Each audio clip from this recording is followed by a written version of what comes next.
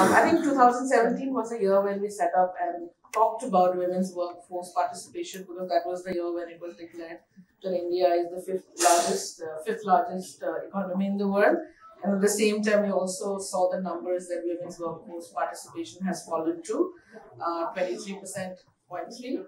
And what was surprising was that percentage was the lowest in India since independence. That all women work, but very few get paid or get salaries. We often talk about women as within gender and livelihoods, but we need to start a lot earlier. So if you just reflect, on young girls that or when you were a young girl, if we can really invest at that age, which we're saying is 10 to 19, it's a critical age. And it's really less what we've learned about employment, and it's about employability. We have explored that SHG model is, though we find it insignificant towards the economic empowerment of the people, except for some savings and this gender-specific job, entrepreneur activities, business activities they are engaged in.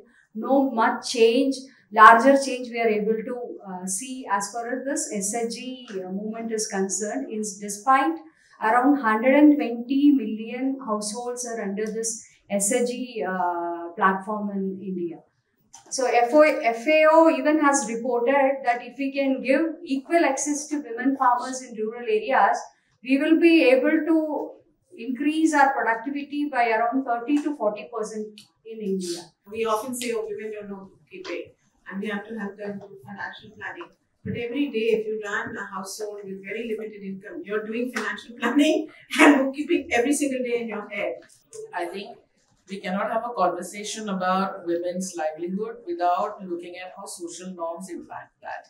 So we have to deal with social norms. So it's social norms, which is, if the girl is allowed to, quote unquote, allowed to be born, her education, her skilling, her entry in the market, her, safety perceptions, all of her use of digital, yes, everything is governed by social norms. And so we need to bring and share other kinds of opportunities and aspirations for these young girls. And really those role models, like you're saying, are needed, and they may not exist, definitely in the deep rural areas. We all have aspirations. We may not achieve those aspirations, but there need to be others in the system structurally that are supporting some of the building of the aspirations, or taking care of women or girls so they don't fall out. And I think that responsibility actually rests to some extent in the private sector, right? As well as the government. So on the government side, we need more opportunities to protect in some ways. And on the private sector side, if they can enhance ways to engage and build those aspirations for girls and start putting campaigns out there at a girls level, but for the women, create infrastructure to be able to support. I think this is cross-cutting for, the most vulnerable women, but also for privileged women. Trying to say, how do you monetize that work?